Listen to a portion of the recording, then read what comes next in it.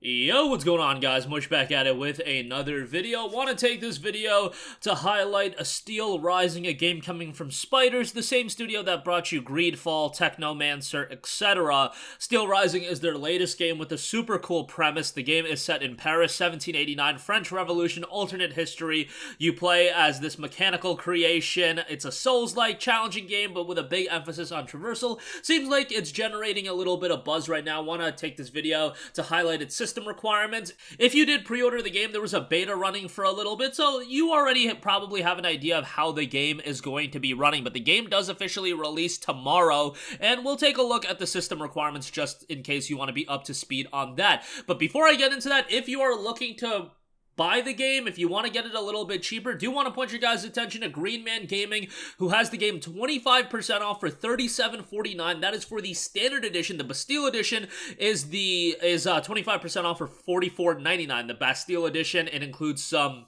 in-game items and the DLC that will be coming in November. So that's $45 for the deluxe edition, and then $37.49 if you just want the standard game. So definitely a nice savings on that if you do want to get it a little bit cheaper. I'll leave a link in the description box below. GMG supports this channel. You guys should support them. They got great deals all the time. But let's get into the system requirements.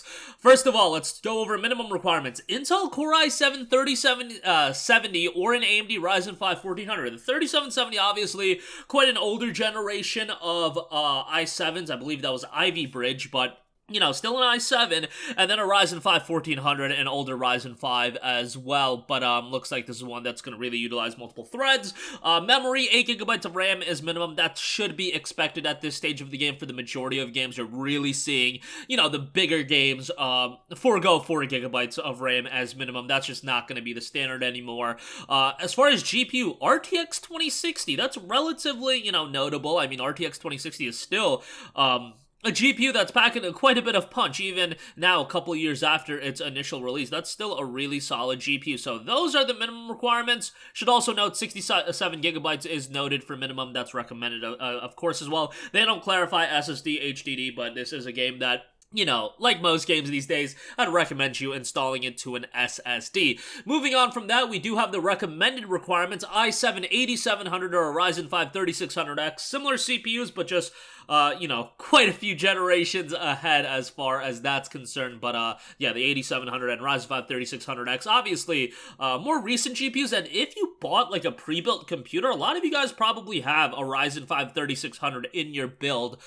Given that that was one of the CPUs that a lot of the pre-builds were going with, and especially like a year ago, or even to this day, I mean, a lot of pre-builds do run Ryzen 5 3600s, so that's probably right around the range if you did buy a pre-build during these past 2 years or so. Recommended RAM requirement, 16GB, pretty typical here, given that majority of games coming out these days, it's gonna be at the very least 12GB recommended. More often than not, you're seeing a lot of games recommend 16GB, so there you go with that. As far as GPU recommended, that will be an NVIDIA GeForce RTX 2070 Super or an NVIDIA GeForce RTX 3060 Ti.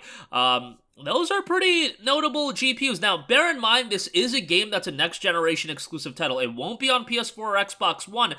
I wouldn't say that the game, based on what I've seen, is an absolute technical blowaway, but I'm guessing that this is assuming, you know, you wanting to get 60 frames per second at a higher resolution, because the 2070 is still a killer GPU. The 3060 Ti, also a killer GPU by today's standards. But storage, 67GB as well, as I mentioned. So there you go. Those are the full system requirements for Steelrising. This is a game that, you know, I feel like Souls-likes and titles like this are always going to have an inherent level of interest going into them, and it seems like Steelrising does as well. Do I think the game is going to do absolutely gangbuster numbers commercially? No, but Spiders doesn't really look for that. They like to make unique games, and if nothing else, this game, absolutely, you got to give them points for having a unique premise, because that is definitely what captured my interest with this game. I'm not a big Souls-like guy. Like, the Souls-like genre isn't, their games I'll play, but that's not gonna win me over right out the gate. But a new IP like this, with such an interesting setting, with such an interesting premise, where you have this tyrannical king and this alternate history, and you play this automaton, It's a pretty interesting premise, and I'm hoping it turns out really well. And Spiders is a studio that I have a lot of respect for, and I feel like their games have been getting better and better. So that's the system requirements. Again, if you want the game a little bit cheaper, check out the description box below. You can get it for $37.49, which is a sizable savings, and given that a lot of games these days come out for $60, getting a game for $37.50 that's a new release, I think is quite good. That's gonna wrap it up for me. Let me know all of your thoughts in the comment section down below. Let me know your interest level in Steelrising, and if it's a game you're gonna be picking up day one, if you're gonna wait on the reviews, wait on a deeper discount, let me know in the comments down below. Thanks for watching. I'll catch you guys in the next one. Peace out.